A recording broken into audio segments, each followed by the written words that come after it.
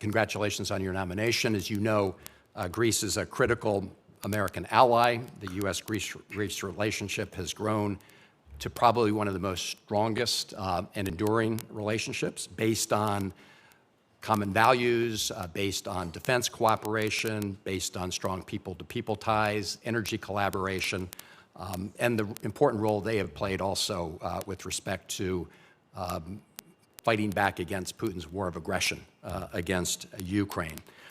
And that last point indicates that Greece also plays an important regional role. So your responsibilities as ambassador, of course, are to deepen the bilateral relationship or to support that, but also take a look at the broader picture. And recently, Turkey submitted a maritime spatial plan to UNESCO that reflects maritime claims that have been disputed by Greece. Are you aware of that plan that was submitted? Senator, thank you for the question. I'm aware of the plan. I am not deeply familiar with the plan because I have not been confirmed, and if confirmed, that is one of the areas that I want to work with the senators and congressmen and the talented people at the State Department, the Secretary Rubio, to make sure that we have a strong command of that situation as well. And with Ambassador Barrack. I appreciate that. So I guess one question would be the approach that you take, because a lot of the actions Turkey has taken, both with respect to intrusion into Greek airspace, into Greece's waters, obviously create possibilities of conflict, which we'd hope to avoid. Do you agree that as we approach these kind of issues, that we should do it based on the international law? In other words, the international rules of the road with respect to maritime rights? Thank you for the question. As a former prosecutor, I've been an attorney for, 30 plus years. I have the utmost respect for the rule of law. I believe it should be adhered to. And then there is the additional aspects to consider of what is the State Department policy, what is the position of the President of the United States as it relates to American interests. Will it make us stronger, safer, more prosperous? All of those need to be applied to these complex matrices to make sure that we know that we are acting in the best interests of the United States. And because Greece is so important and pivotal geopolitically, it is a key place in the region that must be respected. And I am a strong believer that we are sending a message to the rest of the world if we do not treat our most strongest and strategic and consistent and steadfast allies like Greece in an appropriate manner to honor and respect the commitment that they have made to the United States of America, and as you mentioned, with our shared values. Yeah.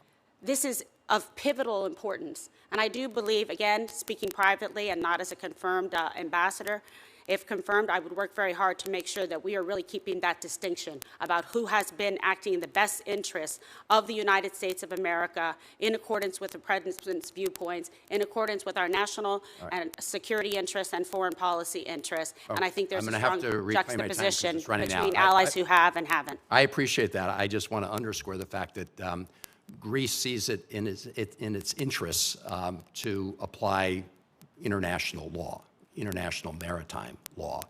And I would hope that the U.S. position is that we also respect maritime law and not support or look the other way when that's being violated. But your answer, of course, opened the door to looking the other way and, depending on other factors. So let me I need to turn to Ambassador Blanchard, and I know Senator Booker covered some of this. As you know, the President's budget, envisions very deep cuts to the UN generally, including deep cuts to the UN humanitarian and food programs. Among the UN entities that you'll be responsible for, working with is the World Food Program, which, as you know, is headed by an American who I believe is doing a very good job, Cindy McCain. But the World Food Program is currently facing a 40% overall funding cut. The projections are that as many as 58 million people will be put at greater risk of starvation. There have been cuts by the administration to the PL 480 program. There was just a report the other day about Kansas farmers who used to support the PL 48 program, now looking to essentially use their products for dog food, when they'd prefer to be part of the World Food Program and PL 480. So my question to you is pretty simple. Within this administration, will you be an advocate for increasing U.S. support for the World Food Program? Sir, Senator, thank you for the question.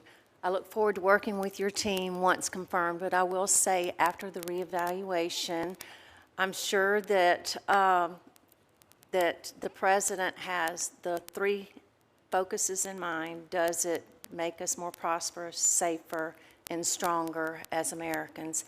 And I look forward to working in those areas once the reevaluation is done.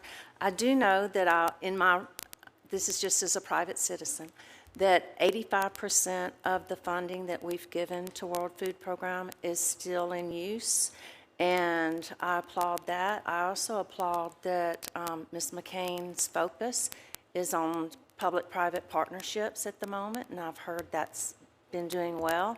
I see that as a wonderful addition to World Food Program and look forward to partnering with her as leader of the program. And certainly after the reevaluation, would really want to immediately get engaged with this committee on where we need to focus as a team, because it is critical.